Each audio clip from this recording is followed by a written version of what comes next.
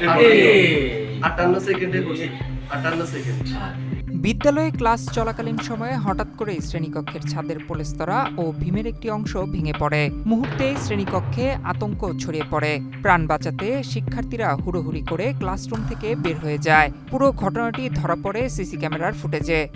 এতে আহত হয়েছেন ৩ শিক্ষার্থী। একমাত্র স্মার্ট সিটি বসুন্ধরা, আধুনিকতায় এক ধাপ এগিয়ে। এ ঘটনায় পুরো বিদ্যালয়ে ছড়িয়ে পড়ে চরম আতঙ্ক।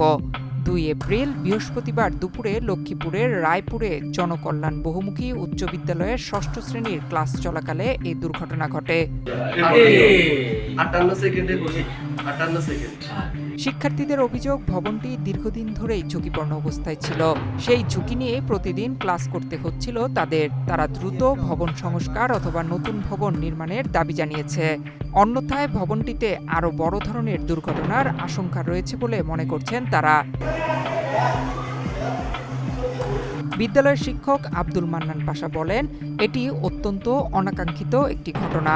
আহত শিক্ষার্থীরা হলেন ঋতু বণিক, নাদিরা আক্তার ও সামিয়া আক্তার। তাদের দ্রুত উদ্ধার করে উপজেলা স্বাস্থ্য কমপ্লেক্সে ভর্তি করা হয়।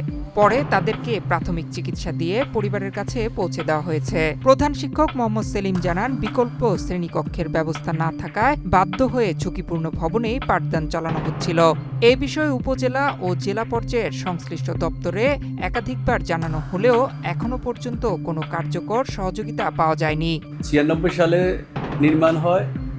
ইতিমধ্যে এটার এই ভীমগুলো ফেটে যায় মারাত্মকভাবে, ঝুঁকিতে থাকায় আমি 25 সালের ডিসেম্বরে আমাদের উপজেলা প্রশাসনের পরামর্শক্রমে জেলা প্রকৌশলী মহোদয়কে লিখিতভাবে অবহিত করি এবং ওনাদের পরামর্শ চাই যে আমরা এখানে ক্লাস করতে পারবো কি না, আমাদের এটা কতটুকু ঝুঁকি।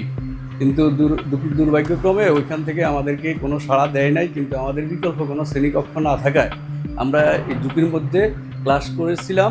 তবে হয়তো ভাবছি এমন কিছু হবে, ভাবি নাই। 58 সেকেন্ডে বসে ডেস্ক রিপোর্ট, বাংলাদেশ প্রতিদিন।